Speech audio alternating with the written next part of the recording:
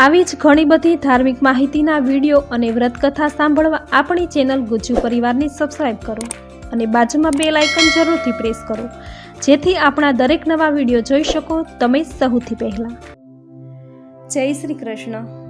આજે આ વિડીયોમાં સાંભળશું અધિક માસ એટલે કે પુરુષોત્તમ માસમાં સાંભળવામાં આવતું 5મા દિવસનો અધ્યાય 5મો, ગોલોકમાં મલમાસનું આગમન, અને આ દિવસે સાંભળવામાં આવતી અમૃત કથા 5મી, મેના વ્રતનો મહિમા. અધિક માસમાં વ્રત, તપ, જપ, દાન, પુણ્ય જે કંઈ કરો તેનું અક્ષય ફળ પ્રાપ્ત થાય છે. આ મહિનામાં ઉપવાસ કે એકટાણા કરવાથી વ્રતનું અનંત ગણું ફળ મળે છે. જે કોઈ વ્યક્તિ આ વ્રત કે ઉપવાસ કરવાની સમર્થ નથી તેમણે આ અધ્યાય અને વ્રતની કથા જરૂર સાંભળવી જોઈએ. જે વ્રત કે ઉપવાસ કર્યા જેટલું જ ફળ પ્રાપ્ત થાય છે. આ હતો અધિક માસના વ્રતનો મહિમા. હવે સાંભળીએ અધ્યાય 5. કિમુવાચ મહાભાગ ઋત્વા ત્રદચનમ હરિ ચરણાગ્રે નિપતિત મધિમાસમ તપોનિધે.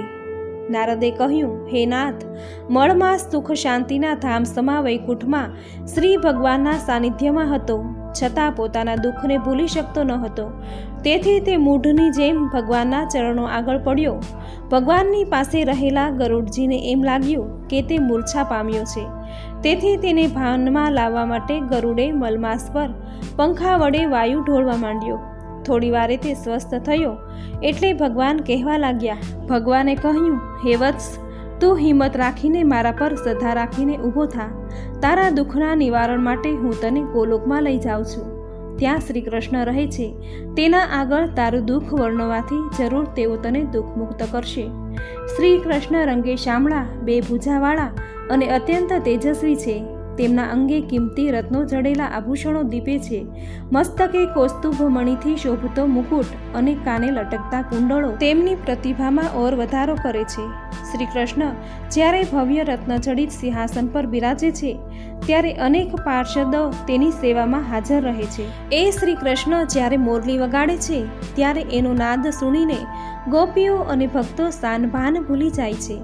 શ્રી કૃષ્ણ ભક્તોના દુઃખ હરવાને તેમજ ભક્તોની મહેચ્છા પૂરી કરવા ગોલોકમાં હંમેશા તત્પર રહે છે. એ શ્રી કૃષ્ણ ભગવાન પાસે તને હું લઈ જાઉં છું. વિષ્ણુ ભગવાન પળવારમાં મલમાસને ગોલોક લઈ આવ્યા. ગોલોકનો વૈભવ અને શોભા જોઈ મલમાસ સ્તબ્ધ બની ગયો. અહીં સુવર્ણ મંદિરો, રત્ન મંદિરો હતા. અતિ રમણીય બાગ બગીચાઓ હતા. ગોલોકના રસ્તા રત્નજડિત હતા. તેથી ચારેકોર ઝગમગાટ થઈ રહ્યો હતો. ગોપ ગોપીઓથી સેવાતા શ્રી કૃષ્ણ ગોલોકમાં બિરાજી રહ્યા હતા. નૈમિષારણ્યમાં ઋષિમુનિઓ સમક્ષ સુતજી નારાયણ નારદનો સંવાદ સંભળાવી રહ્યા હતા. તેમાં શ્રી કૃષ્ણે અર્જુનને અધિક માસના વ્રતનો મહિમા સંભળાવવા માંડ્યો. તેમાં અધિક માસ વૈકુંઠ લોકમાં વિષ્ણુ ભગવાન પાસે પોતાનું દુઃખ વર્ણવવા ગયો અને ત્યાંથી વિષ્ણુ ભગવાન મલમાસને ગોલોકમાં ભગવાન શ્રી કૃષ્ણ પાસે લઈ આવ્યા. ત્યાં સુધી કહ્યું. હવે આગળ શું બન્યું તે જાણવા સૌ ઉત્સુક બન્યા હતા. એટલે શૌનક મુનિએ સુતજીને કહ્યું, હે સુતજી, ગોલોકમાં ગયા પછી મળમાસની શી દશા થઈ તે હવે સંભળાવો. ઇતિ શ્રી બૃહદનારદીય વિશે પુરુષોત્તમ મહાત્મ્યમાં અધ્યાય 5મો સમાપ્ત. હવે સાંભળીએ અધિક માસની અમૃત કથા 5મી, મેના વ્રતનો મહિમા. દેવી પાર્વતીએ સતી અરુંધતીને તેના આગ્રહથી પુરુષોત્તમ ભગવાનનું વ્રત કેમ કરવું, ક્યારે કરવું, કેવી રીતે કરવું તે જણાવતા પહેલા પોતાનું દ્રષ્ટાંત આપતા કહ્યું, હે સતી, એક સમયે હું શિવજી સાથે મૃત્યુલોક વિશે ચર્ચા કરતી હતી. એવામાં મારી માતા મેનાવતીનું આગમન થયું. ત્યારે ચર્ચા પડતી મૂકીને હું માતા પાસે ગઈ અને તેને આવકાર આપી આસન પર બેસાડી હું પણ તેની સાથે બેઠી. મારી માતાના મુખ પર વિષાદ હતો. તેથી તે માટે મેં પૂછ્યું તો માતા મેનાવતીએ કહ્યું, દીકરી, મૃત્યુલોકના માનવીઓ તને જગદંબા તરીકે પૂજે છે ને તારા જુદા જુદા વ્રત કરે છે, નિરંતર તારી ભક્તિ કરે છે, તારા ગુણગાન ગાય છે. એ વિશે જાણી મને અતિ હર્ષ થયો છે. વળી તારા જેવી જગદંબાની હું જનની છું, તેથી ઘણું ગૌરવ અનુભવું છું.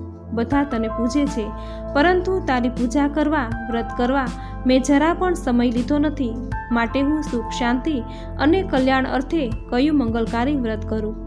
મારી માતા મેનાવતીની ઈચ્છા જાણી મેં કહ્યું, હે માતા, બધા વ્રતોમાં અધિક માસનું પુરુષોત્તમ માસનું મેના વ્રત અતિ ઉત્તમ છે. એમ કહી મેં મેના વ્રતનો પૂર્ણ વિધિ ને પુરુષોત્તમ માસનો મહિમા સમજાવ્યો.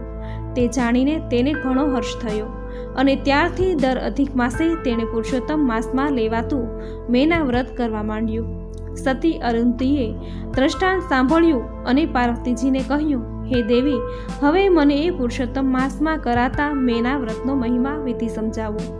પાર્વતીએ વિધિ સમજાવતા કહ્યું, હે સતી, દર 3 વર્ષે જે વધારાનો માસ આવે છે તે અધિક માસ પુરુષોત્તમ માસ કહેવાય છે. આ પુરુષોત્તમ માસમાં સુદ ત્રીજના દિવસથી મેના વ્રત લેવાય છે. આ વ્રત મારી માતા મેનાવતીની મહત્તા માટે છે, તેથી તેનું નામ મેના વ્રત રાખેલું છે. વ્રત કરનારે અધિક માસમાં સુદ ત્રીજના દિવસે પ્રાતઃકાળે ઉઠી નિત્ય કર્મથી પરવારી સ્નાન કરી સ્વચ્છ વસ્ત્રો પહેરી સ્વચ્છ જગ્યામાં એક પાટલો મૂકવો.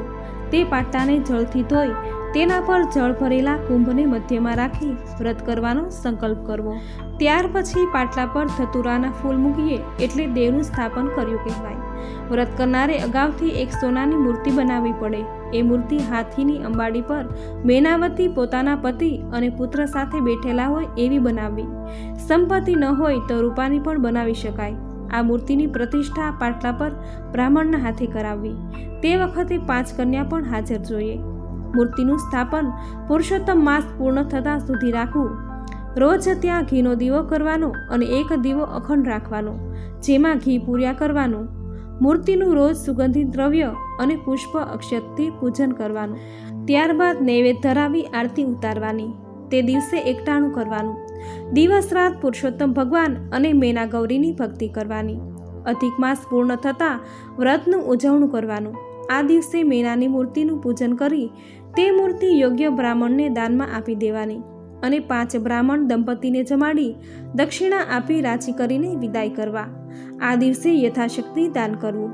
પુરુષોત્તમ માસમાં આ મેના વ્રત કરનાર સ્ત્રીની સર્વ મહેચ્છા પૂરી થાય છે અને સુખ શાંતિ રહે છે. હે પુરુષોત્તમ ભગવાન, તમારું વ્રત કરનાર દરેક ધર્મિષ્ઠ બહેનોને મનવાંછિત ફળ આપજો. આ માસમાં જે કોઈ મેના વ્રત કરે તેનું સૌભાગ્ય અખંડ રહે છે. એ સ્ત્રીના સર્વ મનોરથ પૂર્ણ થાય છે. જે કોઈ મનુષ્ય આ અધ્યાય અને કથનનું શ્રવણ કરશે તેને સર્વ મનોરથ પૂર્ણ થશે, સુખ સંપત્તિ સાંભળશે. મિત્રો, આ હતું અધ્યાય 5મો અને મુનિવ્રતની કથા વાર્તા, જે તમને સાંભળવી જરૂર ગમી હશે. તો વિડીયોને લાઈક કરી ચેનલ સબસ્ક્રાઈબ કરી બાજુમાં બેલ આઇકન જરૂર પ્રેસ કરજો. સાથે કોમેન્ટમાં જય પુરુષોત્તમ દેવ જરૂર લખજો. આવા જ ધાર્મિક વિડીયો સાથે ફરી મળીશું. ત્યાં સુધી આપ સૌને મારા જય શ્રી કૃષ્ણ.